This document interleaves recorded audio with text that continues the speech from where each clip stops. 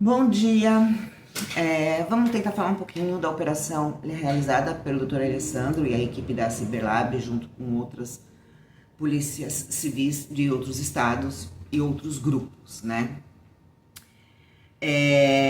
Acho que essa operação foi uma das operações que mais me emocionou em relação a crime cibernético. Talvez por causa que foram vistos crimes muito pesados cometidos por esses adolescentes. E a gente, quando trabalha com crime cibernético, a gente não imagina a maldade de acordo com a idade, né? Então, acaba emocionando demais. Então, eu ontem tentei fazer um vídeo e eu chorava e não dava certo. Por conta de tudo que a gente acompanha e vê nas redes sociais e passa aquele flashback todinho na cabeça da gente quando a gente vê uma prisão desse tamanho. Pipocava algumas prisões em relação a essas panelas do Discord, mas eu acho que essa foi uma das prisões que mais balançou a galerinha da maldade do Discord, porque foi uma operação em conjunto. Todo mundo pegou ao mesmo tempo, né? Quando eu fiquei sabendo que o adolescente foi preso dentro da escola, eu desaguei a chorar, porque foi muito bom esse retorno da polícia pra gente, que vê o que acontece nessas plataformas. A gente não imagina que a maldade da criança chega no nível que você se depara nas redes sociais. E quando você se depara, isso acaba te chocando, porque é desproporcional, né, na nossa concepção, a idade com a maldade, né? Mas ela tá aí, ela existe, não acabou, é um caminho longo, né?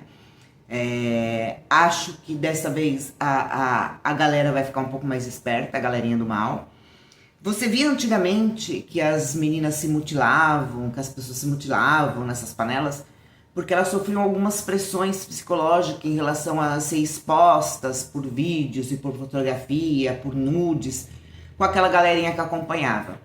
E nessa panela você percebe que as pessoas acabam se mutilando em troca de dinheiro, né? Então é difícil, é complicado. Eu tenho um vídeo que a menina tá se mutilando, se cortando por causa de 100 reais. Então ela corta todinho os seios por causa de 100 reais, né? Então você acaba se deparando com algumas situações que você fala, eu não imaginava que eu ia ver isso. Eu não imaginava que isso ia acontecer.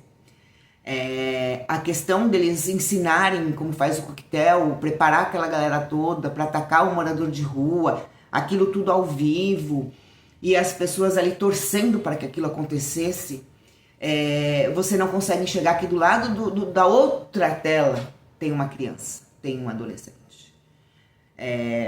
A maldade que era praticada e é praticada, né, porque existe outros casos, em relação aos animais, você fala, gente, aonde a gente vai parar, né?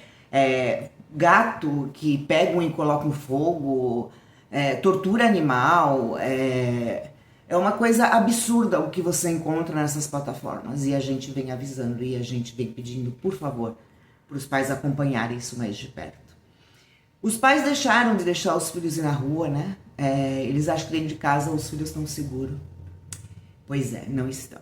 E se eu tiver com a porta do quarto fechada, talvez um dia você vai abrir a porta e seu filho esteja morto. Porque você não está controlando o que ele está fazendo no mundo virtual. E o mundo virtual eu acho que é muito mais perigoso, porque tudo nele acontece muito rápido. Tudo nele é muito mais fácil de chegar até você, até a criança no caso, né? E as pessoas não estão se dando conta disso. Eu não posso e não vou colocar os vídeos que eu tenho em relação a essas panelas do Discord, mesmo porque se eu colocar em qualquer plataforma, minha conta vai ser banida, né?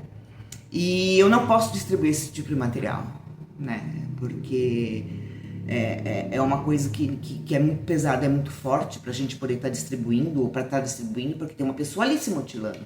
Então a gente tem que respeitar aquela pessoa que está se mutilando, porque a gente não sabe o que levou a ela a fazer aquilo, né? Então, algumas coisas os pais devem e têm que prestar atenção. O filho tá só com blusa de frio, né? Um calor de 30 graus e o filho agasalhado. E o filho não usa mais, a filha não usa mais shorts, a filha não usa mais sainha, a filha não usa mais top. O que está acontecendo com a minha filha que teve essa mudança de comportamento? Vamos avaliar. Chama a filha, pede para tirar a blusa, olha, né? Muitos pais e muitas mães se desesperam querendo saber onde as crianças estão se cortando. Não, mas ela não tem acesso a essas coisas. Ela tem acesso sim, porque muitas dessas crianças se cortam com apontador. Né? Eles desrosqueiam a lâmina do computador, do apontador, se cortam e depois rosqueiam a lâmina de novo. Só que essas crianças, elas trocam de apontador com muita frequência porque a lâmina fica cega e os pais não estão se dando conta disso. Então eu não sei mais o que precisa acontecer para os pais perceberem que rede social não é a maravilha que vocês imaginam. O filho não está numa rede social batendo só papo com um amiguinho, não. Muitas vezes ele está participando desses grupos. Muitas vezes você vai se deparar com seu filho sendo um líder desses grupos. E você vai fazer o quê?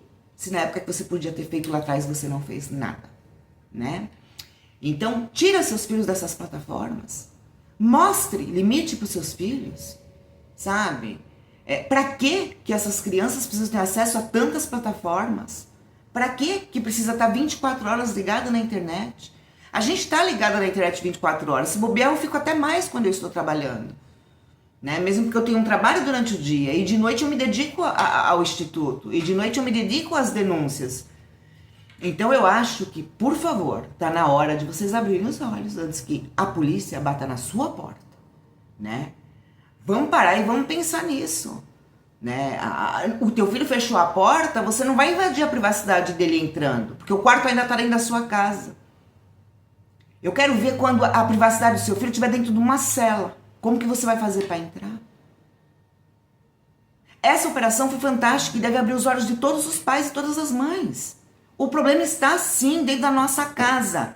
Com as crianças que estão tendo acesso a essas plataformas.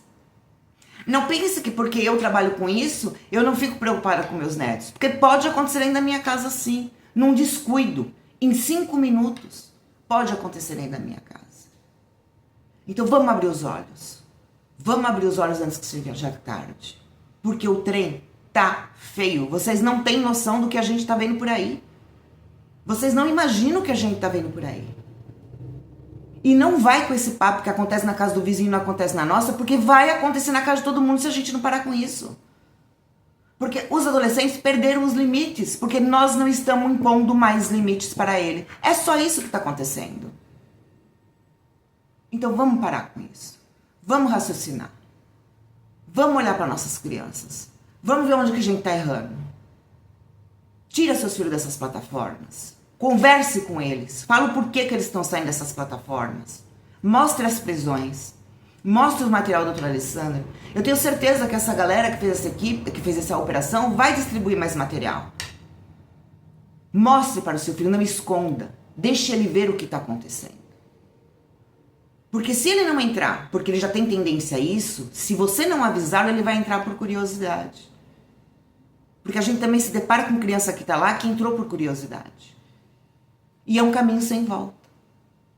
É um caminho sem volta. Esse limite quem tem que dar é o pai e a mãe. Um beijo. Cuide das nossas crianças.